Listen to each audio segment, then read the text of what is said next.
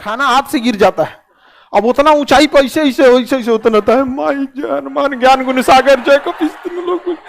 Break मारते मारते मारते मारते ब्रेक लगा दिया था, लेकिन ब्रेक लगते लगते जहाज का अगला हिस्सा खाई की ओर जा चुका था और जहाज धड़ाम से नीचे गिर गया, 2 टुकड़ा में टूट गया।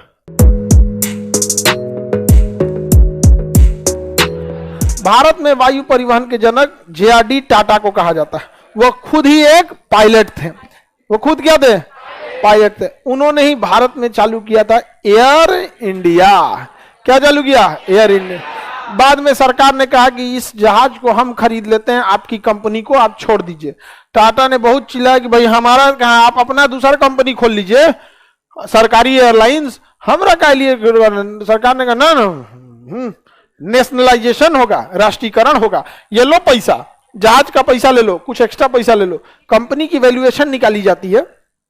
कितनी वैल्यूएशन है कंपनी की? उस कंपनी के वैल्यूएशन निकालने के कई तरीके होते हैं। कुछ होता है एपिडा होता है, कुछ ग्रोथ रेट होता है, कुछ रन रेट होता है। इस हिसाब से निकाला जाता है। साल में आपने कितना प्रॉफिट किया उससे 10 गुना आपका वैल्यूएशन करके आपको सरकार पैसे दे देती है। सरकार ने दे दिया एयर इंडिया को। टाटा अपना पैसा लेके चुपचाप बैठ गए और सरकार उड़ाई अपनी जहाज एयर इंडिया में। एयर इंडिया के पायलट लोग, जहाज एयर इंडिया की बहुत लेट होती थी। वहां में एयर होस्टेस लोग ज्वेलरी पहन के आती थी, ज्वेलरी यहाँ पे। अब उन्हें सिक्योरिटी वाला रोक देता था, जहाज टेक ऑफ के लिए रेडी है, एयर होस्टेस अभी ज्वेलरी उतार के अपना जांच हो रहा है। आया टाटा ने, इतना घाटा लग गया एयर इंडिया को, इतना घाटा कि वापस एयर इंडिया को बेचना पड़ा। तो टाटा ने कहा हमरे से खरीदा था, वापस दे दो हमको। वापस टाटा ने क्या खरीदा? एयर इंडिया को। अभी कोई ज्वेलरी नहीं पहन सकती, सबको अलाउ मना कर दिया। यहाँ पे सीधे आना है टाइम से आप लोग को। यहाँ पे पायलट लोगों को कहा है, जितने स्टाफ लोग थे पुराने, एक काम कीजिए, आप लोग घिस पीट गए हैं, आप लोग से हाथ जोड़ते हैं, आप लोग को हम पेंशन देंगे, लेकिन आप हम लोग को पहले ही रिटायर हो जाइए। कहा कि आप रहेंगे तो दीमक की तरह खा जाएंगे। एक काम कीजिए, आपकी उम्र हो गई है 40-50 साल, 10 साल उम्र बची हुई है नौकरी के लिए, ये लीजिए पैसा पेंशन, अभी ये चलिए, कम से कम 10 साल टेंशन तो नहीं देंगे। वॉलेंट्री रिटायरमेंट, निकल यहाँ पे। क्योंकि जिस इंसान को कुर्सी तोड़ने की आपको अगर कोई काम करवाना है ना किसी से, तो उसी से करवाइए जो बहुत बिजी रहता है।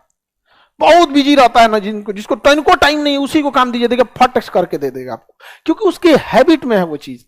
और जो इंसान कुछ नहीं करता है ना, गलती से भी उसको कोनो काम मत दीजिएगा, नहीं करेगा वो, आदतें नहीं उसको। इसलिए टाटा ने कहा जा भैया वॉलेंट्री रिटायरमेंट लो, जाओ। बहुत लोगों को निकाला टाटा ने।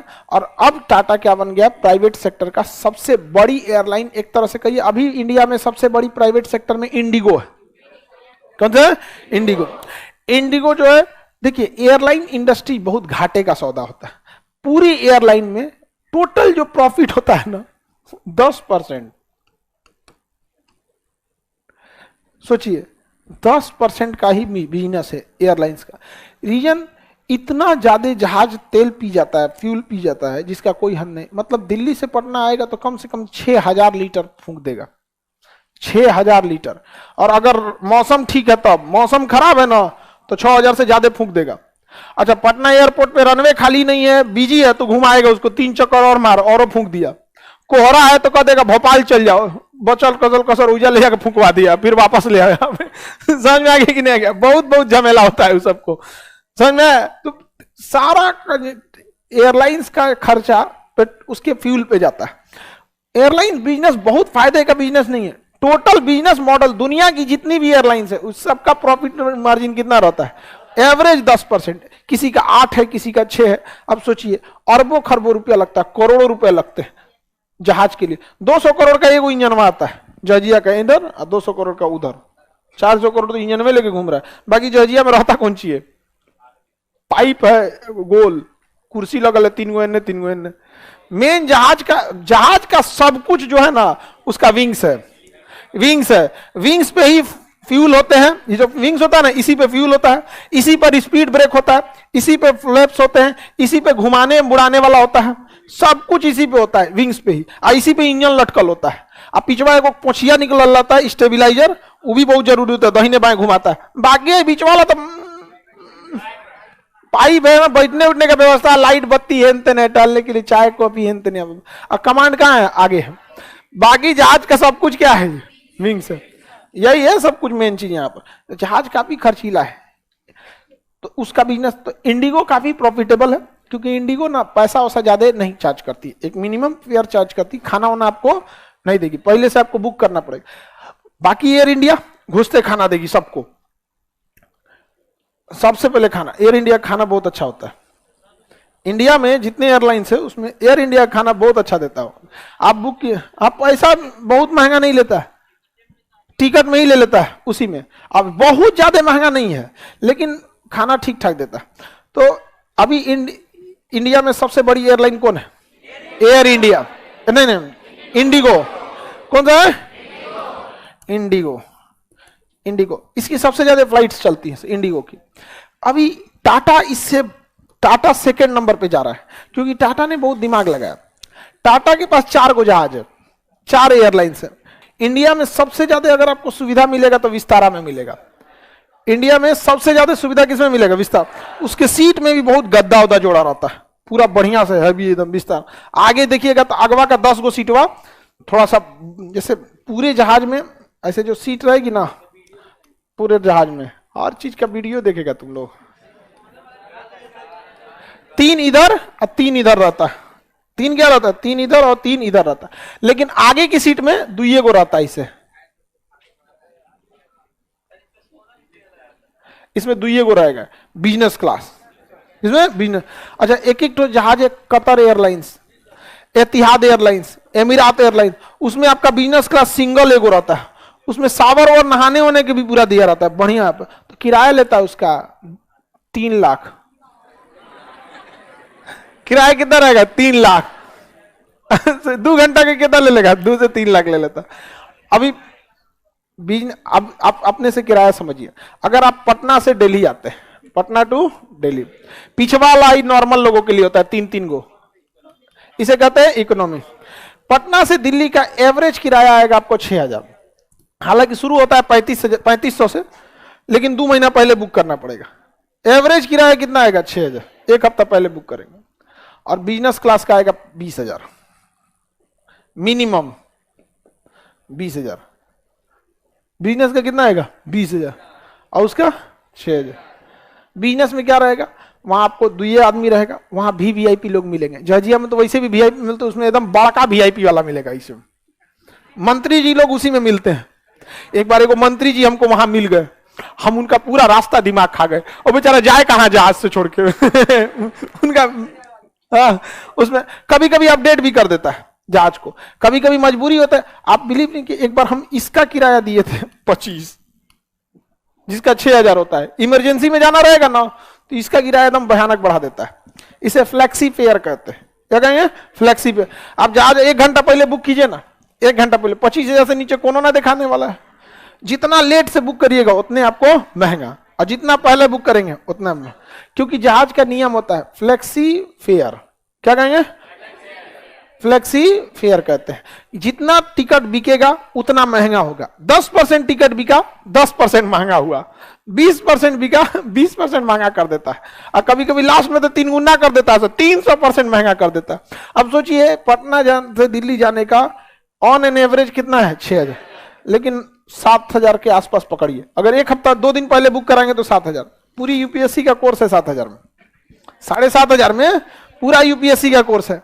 1.5 घंटा में उतार देता है। 1 घंटा 15 मिनट में दिल्ली उतार दिया। 1.5 साल का फीस 1.5 घंटा में उतार दिया। सबसे महंगा परिवहन, सबसे महंगा भारत में सबसे बड़ी एयरलाइन इंडिगो।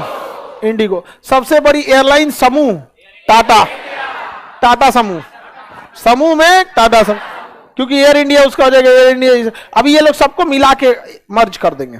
मर्ज इसलिए कर देंगे क्योंकि एयरपोर्ट पे देखिएगा ना, इंडिगो की अगर विस्तारा की फ्लाइट आई है तो इसके सारे स्टाफ भाग दौड़ करेंगे, विस्तारा एयरलाइन जल्दी चलो जल्दी चलो। ये अब बगल में एयर एशिया वाला खड़ा रहेगा चुपचाप कि अभी हमारी जहाज थोड़ी लैंड की है, तो उसका 15 को स्टाफ टहल रहा है। अब विस्तारा वाला पगलाया है, अरे जल्दी चलो जल्दी चलो। कोनो कोनो कहां जहां तक घुस जाता है, कोनो लाइन में लग जाएगा, कोनो ऑस्ट्रेलिया के लाइन में लग गया। जाना था भोपाल चल गया, ऑस्ट्रेलिया नहीं जा सकता है, टिकट चेक किया जाता है। तो टाटा को ना काफी घाटा लग रहा है, क्योंकि उसी कंपनी, दोनों कंपनी तो चारों उसी की है, उसकी कंपनी के 15 को स्टाफ एयर एशिया के हैं, चुपचाप देख रहे हैं गेट नंबर 6 पर, और गेट नंबर 7 पे विस्तारा लगी है, उसका पूरा भाग दौड़ कर रहा है, दौड़ नहीं सकता है क्योंकि कंपनी अलग अलग है। तो वो लोग सोच रहे हैं कि 1-2 साल के अंदर धीरे धीरे मर्जर करके कोई एक कॉमन बनाएंगे, लेकिन वो इससे कतरा रहे हैं क्योंकि लोगों की एक मेंटेलिटी क्या होती है, कहते हैं अरे बहुते घूमे एयर इंडिया में, तनी एयर एशिया देखते हैं कैसन है। तो चाहे ए जेब में पैसा डालो, चाहे ए जेब में पैसा डालो, चाहे इस जेब में चाहे इस जेब में, जाएगा टाटा का। तो लोगों की मेंटेलिटी देखेंगे ना, अरे बहुत है यार। अच्छा, ये लोग क्या करते हैं ना, इनकी बिजनेस स्टडी, ड्रेस भी अलग अलग होता है। विस्तारा में देखिएगा ना तो ट्राउजर टाइप का रहता है, मतलब नॉर्मल जो घर में महिलाएं पहनती है ना, मेनली वो वियतनाम का ड्रेस है, वो एक टाइप का, उस टाइप का एयर होस्टेस का। बाकी उसमें एयर इंडिया में देखेंगे तो एयर इंडिया में भी, एयर इंडिया में ज्यादातर देखेंगे कुछ वहां पे साड़ी पहनते हैं, तो भारतीय कल्चर को दर्शाते हैं, बहुत सही रहता है भारतीय कल्चर। हमारे एक जहाज तो कम से कम रहना चाहिए ना भारतीय कल्चर का, हम सही सुविधा में सही है। मैनेजमेंट में गड़बड़ था वहां पे, सरकार नहीं संभाल पाई। एयर इंडिया को देखिएगा टाटा दोबारा खड़ा कर दे।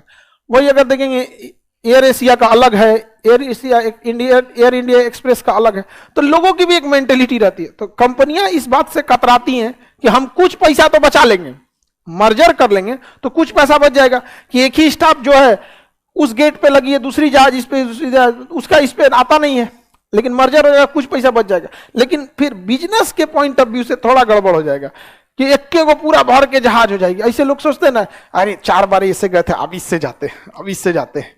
लोगों को ना जहाज से घूमना ना एक शौक भी है।